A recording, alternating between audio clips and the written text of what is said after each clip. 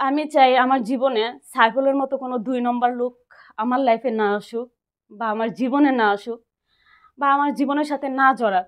আমি চাই যে একটা প্রতিবন্ধী হোক, বা একটা রিক্সা ড্রাইভার হোক, বা একটা ভ্যানওয়ালা হোক, আমার জীবনে সঠিক মানুষ আসুক। বা সারা জীবন আমি তার হাত ধরেই যেন বাঁচতে চাই, সেও যেন আমার হাত ধরে সারাটা জীবন তার বুকের মাঝে আমাকে রাখে।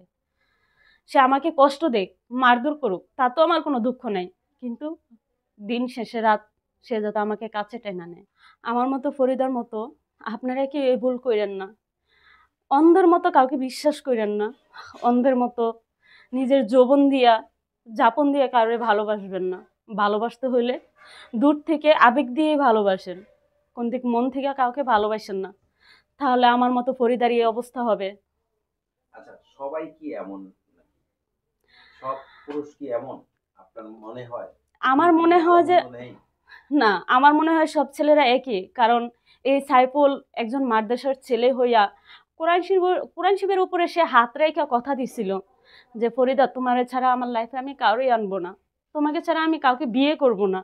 এমনকি তার জন্মদাতার মা, তার মার দুধের কসম খাইয়া বলছে। এমনকি সে মাটিটা মরলে যে মাটিটার তলে যাবে, এমনকি সে মাটিটা নিয়েও সে কসম কাটছে। তারপরও হচ্ছে যে আমাদের আল্লাহ পাক, সে আল্লাহ পাকরেও ছেড়ে দেয় নাই, সে আল্লাহ পাকরে নিয়েও কসম কাটছে। কিন্তু এগুলো সবই ভুয়া। তাই এই জন্য আমি ও চলে যাওয়ার পর থেকে আমি কোনো ছেলেদেরকেই বিশ্বাস করি না। কোন ছেলেকে বিশ্বাস করেন না? কোনো ছেলেকেই বিশ্বাস করি পৃথিবীতে না। তো ভালো মন্দ আছে, আছে না? ভাই, আমার জীবনের ফার্স্ট টাইম আমি একজনকে বিশ্বাস করছিলাম, বাবা মায়ের সৎ মায়া, সৎ ভাই বোনের লাত্তুসটা খাইয়া এই পর্যায়ে আইসা এরা আমি অরে বিশ্বাস করছিলাম। ও তো আমার বিষয় সবই জানতো। তাহলে কেন সে কোরআন শরীফের উপরে হাত রেখে মিথ্যা কথা বললো? আরেকজন যে বলবে না, সেই এখন গ্যারান্টি যে কি? আপনাকে নতুন করে যারা ভালোবাসতে চায়, কিংবা যে ভালোবাসবে, যে নতুন করে আপনাকে আপনার সবকিছু জেনে শুনে আপনার সাথে সংসার করতে চাইবে, তার উদ্দেশ্যে সে কেমন বয়সের হতে হবে, কিংবা তার উদ্দেশ্যে যদি কিছু বলতেন? এক মিনিট, আমারটা কাইটা দেন, আমারটা কাইটা দেন, হ্যাঁ, অফ বলেন। করে অফ করে দেন।